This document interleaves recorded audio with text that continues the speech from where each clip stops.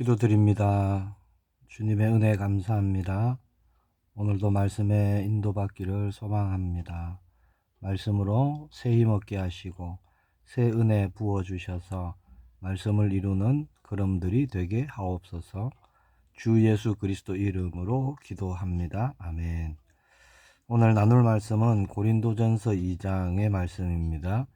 1절로 5절까지 말씀을 제가 봉독하겠습니다.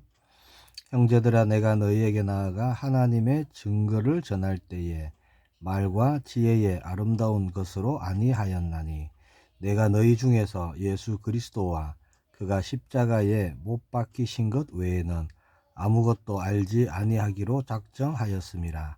내가 너희 가운데 거할 때에 약하고 두려워하고 심히 떨었노라. 내 말과 내 전도함이 설득력 있는 지혜의 말로 하지 아니하고 다만 성령의 나타나심과 능력으로 하여, 너희 믿음이 사람의 지혜에 있지 아니하고 다만 하나님의 능력에 있게 하려 하였노라. 아멘. 오늘 고린도전서 2장의 말씀으로 인도받기를 원합니다. 오늘날 우리가 살아가는 시대는 정말 많은 말들이 있죠. 많은 정보가 쏟아지고요. 사람들은 누구나 말을 더 잘하기를 원합니다. 더 똑똑하고 더 세련되게 말하기를 원하고 또 자신을 그렇게 나타내려고 하죠. 오늘 본문에 나온 고린도라는 도시도 그때 당시에 그랬습니다. 그리스 문화권이었던 고린도 사람들은요, 솜씨 좋은 어떤 웅변술, 또 어떤 화려한 철학적 지혜, 그런 것을 가진 사람을 최고의 리더다 이렇게 생각했습니다. 그래서 세련되게 말하지 못하면 무시당하고, 어떤 세상 학문이 깊지 못하면 대접받지 못하던 그런 시대였습니다. 자, 그러면 그런 고린도에 당대 최고의 엘리트 교육을 받았던 사도 바울 정도면 정말 많은 사람들의 인기를 얻을 수 있었겠죠. 자, 그런데 본문 1절에 뭐라고 고백하죠? 형제들아, 내가 너희에게 나아가 하나님의 증거를 전할 때에 말과 지혜의 아름다운 것으로 아니하였나니, 그렇게 바울은 고백합니다. 바울은 왜 자신의 어떤 그 화려한 스펙, 또 유창한 말솜씨 이런 것을 감추고 숨기고 뒤로 하고 겸손한 자세로 섰을까요? 오늘 우리는요, 바울이 가졌던 세 가지 어떤 중심을 우리가 보기를 원합니다. 첫 번째, 바울은요, 예수 그리스도와 십자가만 자랑하기로 결단했다라고 고백하죠. 2절에 보면 내가 너희 중에서 예수 그리스도와 그가 십자가에 못 박히신 것 외에는 아무것도 알지 아니하기로 작정하였습니다. 그렇게 말씀합니다. 바울이 세상에 정말 많은 지식을 가졌지만 십자가야말로 우리를 구원하시는 하나님의 가장 큰 지혜이며 가장 큰 능력임을 보았던 것이죠. 사람들은 누구나 자신을 내세우기를 원합니다. 드러나기를 원하죠. 그래서 많은 것을 알고 있는 척 하면서 살아가기도 합니다. 그리고 학벌, 어떤 재산, 자신의 어떤 경험들을 자랑하고 싶어 합니다. 그러나 구원받은 하나님의 자녀, 성도는요, 그런 세상 자랑, 자신의 어떤 그것을 자랑하는 것이 아니라 오직 나를 위해 죽으시고 부활하신 예수 그리스도, 주님의 십자가, 그것만 유일한 자랑으로 삼을 때 정말 우리의 걸음에는 하나님이 약속하신 그 응답과 그 나라의 일들이 우리에게 그대로 일어나는 줄 믿습니다.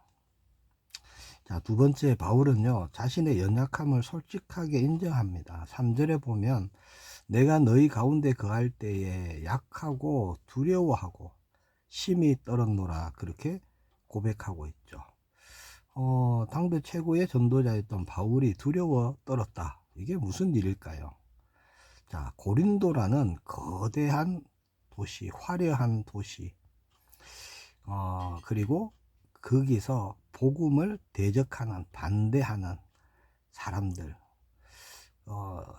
인간적인 어떤 한계와 두려움을 느꼈다라는 것입니다.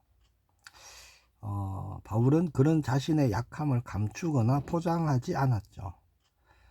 그대로 고백합니다. 자신이 약하기 때문에 바울은요, 언제나 하나님의 도우심을 구했고요, 성령의 역사심을 구했습니다.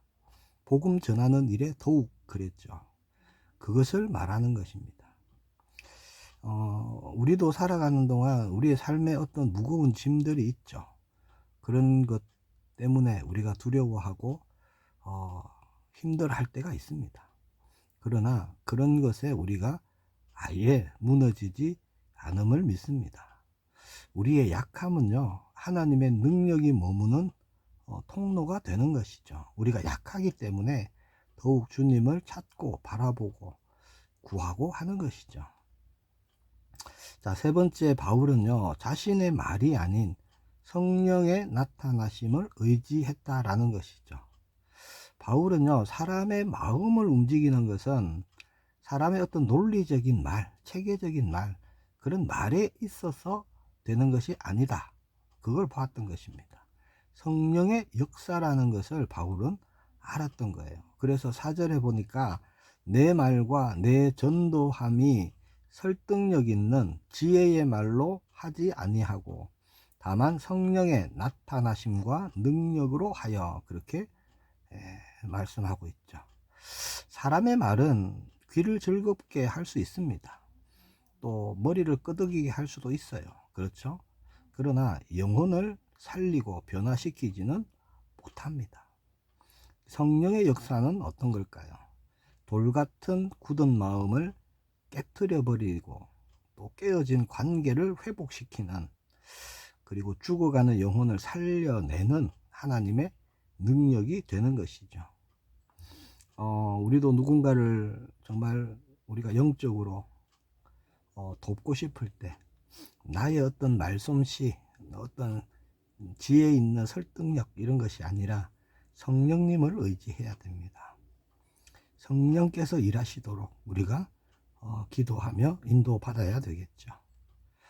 말씀을 맺겠습니다. 바울이 그렇게 자신을 내려놓았던 이유를 5절에서 말씀하고 있습니다. 너희 믿음이 사람의 지혜에 있지 아니하고 다만 하나님의 능력에 있게 하려 하였노라. 자, 바울의 마음에 있었던 것이 뭐죠? 이 복음 전한 복음에 대한 믿음이 사람의 지혜에 있지 않기를 원했다는 겁니다. 세상의 어떤 사람의 말들, 지혜 있는 말들, 끊임없이 사실은 변하고 흘러가는 것입니다. 만약 고린도 교회 성도들이요, 그 성도들에게 생겨난 믿음이 바울의 어떤 뛰어난 말솜씨 때문에 생긴 믿음이라면 어떻게 될까요? 바울보다 더 말을 잘하는 사람이 나타날 때 그 믿음은 어떻게 되겠습니까? 흔들리고 무너지겠죠. 우리도 똑같습니다. 우리의 삶, 우리의 믿음은 어디에 서야 되죠? 세상의 기준도 아닙니다. 나의 경험도 아니죠. 사람들의 말도 아닙니다. 나를 위해 죽으시고 부활하신 예수 그리스도를 믿는 그 믿음 위에 우리는 세워져야 되는 것이죠. 우리는 주님만을 바라보고 주님만을 의지할 때 우리는 그 어떤 것에도 흔들리지 않는 반석의 걸음을 우리가 갈 수 있는 것입니다. 바울은 능력자였습니다. 정말 세상으로 볼 때 스펙도요, 모자람이 없어요. 말솜씨도 굉장히 뛰어납니다. 그러나 바울이 그런 것을 자신의 어떤 그런 재능, 자신의 어떤 지혜, 이런 것을 의지하지 않습니다. 오직 성령을 의지하죠. 왜냐? 복음이 들려지고 복음이 깨달아지고 복음으로 변화되는 것은 성령의 능력이고 성령의 역사이기 때문입니다.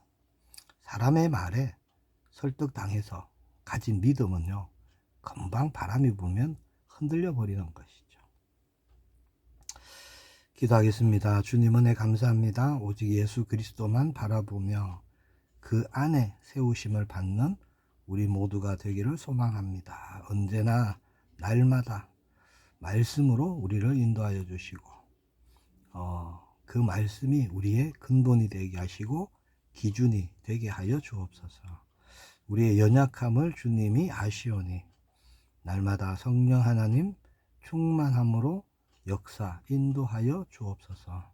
나의 지혜, 나의 경험 그런 것이 아니라 성령의 능력으로 나아가는 권능 가진 자로 인도받는 우리 모두가 되게 하옵소서. 주 예수 그리스도 이름으로 기도합니다. 아멘.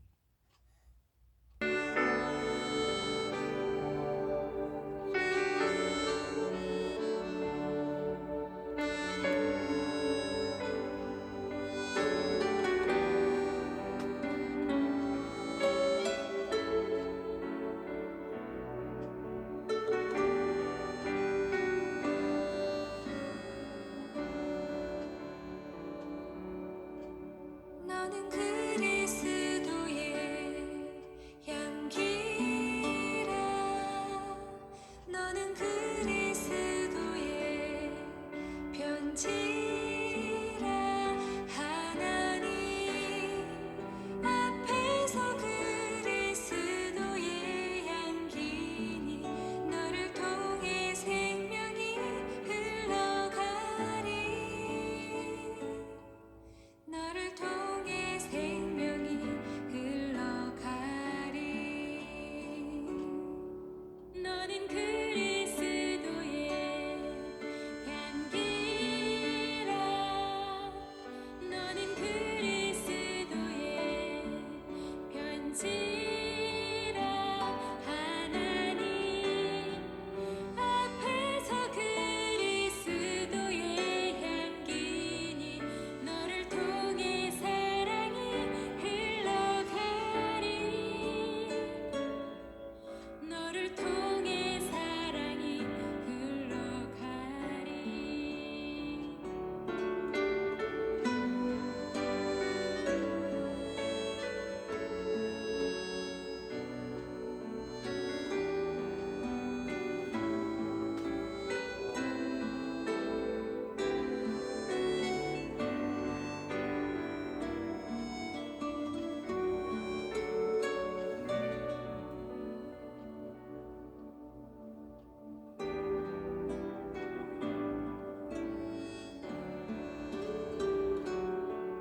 너는